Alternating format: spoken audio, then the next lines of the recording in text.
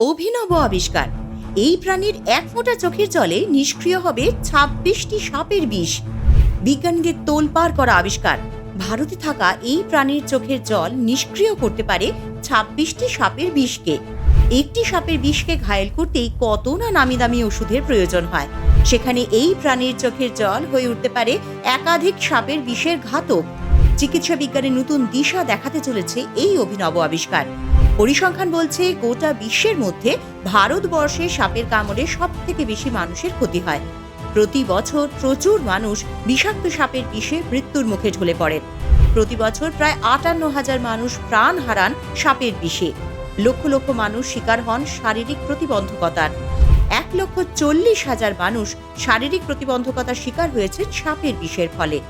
গ্রামগঞ্জে সঠিক চিকিৎসার অভাবে বহু মানুষের শারীরিক অবনতি হয়। সঠিক চিকিৎসার অভাবে মৃত্যু হয় অনেকের। বহুদিন ধরেই বিজ্ঞানীরা এই পরীক্ষা চালাচ্ছিলেন। তারা চিকিৎসা বিজ্ঞানের নতুন দিশা দেখার লক্ষ্যে ছিলেন।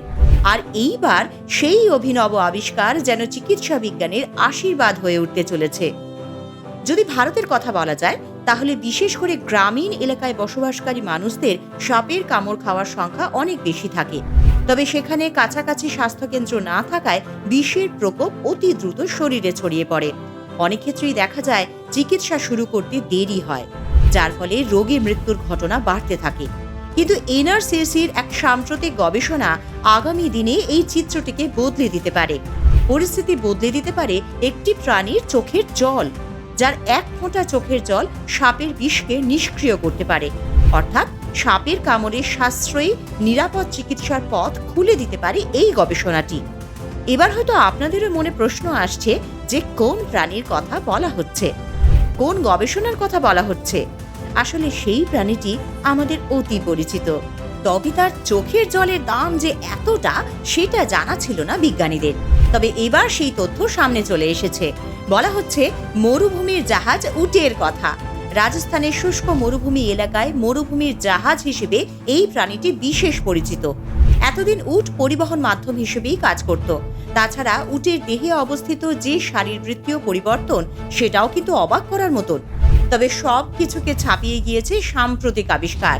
বিকানেরের national research centre on camel বা এনআরসিসির এক গবেষণা থেকে প্রাপ্ত তথ্য বলছে, উটের চোখের জল এবং রক্তে যে রোগ প্রতিরোধ ক্ষমতা রয়েছে, সেখান থেকেই নাকি পাওয়া যেতে পারে সাপের বিষের ঘাতক, অর্থাৎ দেহের অ্যান্টিবডি, যা সাপের বিষকে কার্যকরভাবে নিষ্ক্রিয় করতে সক্ষম। তবে এই তথ্য সামনে আনার আগে পরীক্ষার মাধ্যমে গোটা বিষয়টিকে বুঝে নিয়েছেন বিজ্ঞানীরা। পরীক্ষার জন্য এনআরসিসির গবেষকরা একটি স্কেলড ভাইপারের মতন অত্যন্ত বিষাক্ত প্রজাতির সাপের বিষ আর তার সঙ্গে উটের চোখের জল এবং রক্ত থেকে নিষ্কাশিত অ্যান্টিবডিগুলি নিয়েছেন। পরীক্ষার ফলাফলে দেখা গিয়েছে বিষের মারাত্মক প্রভাবের সামনে অ্যান্টিবডিগুলি রীতিমতন ঢাল হিসেবে কাজ করেছে।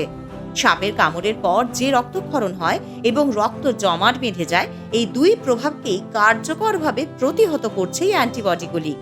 এনআরসিসির গবেষকরা বলছেন, উটের চোখের জল ও রক্ত থেকে তৈরি হওয়া অ্যান্টিবডিগুলি থেকে অ্যালার্জি হওয়ার সম্ভাবনা অনেক কম থাকে। ঘোড়ার ইমিউনোগ্লোবিন থেকে তৈরি হয় অ্যান্টিভেনাম, তবে তা থেকে পার্শ্ব প্রতিক্রিয়া দেখা যায়, যেমন বিভিন্ন ধরনের অ্যালার্জি হয়ে থাকে। তাছাড়া এটি তৈরি করাও সহজ নয়, বরং যথেষ্ট ব্যয়বহুল এবং জটিলও, যে কারণে দেশে অ্যান্টিভেনামের প্রাপ্যতা অনেক কম।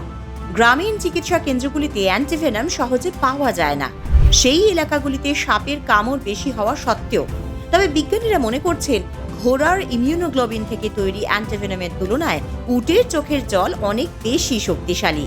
আর এই তথ্য সামনে আসার পরই সিরাম ইনস্টিটিউট অফ ইন্ডিয়া এবং আরও বেশ কিছু বেসরকারি ওষুধ প্রস্তুতকারক সংস্থা উটের চোখের জল ও রক্ত থেকে নিষ্কাশিত অ্যান্টিবডি নিয়ে আগ্রহ দেখানো শুরু করেছে।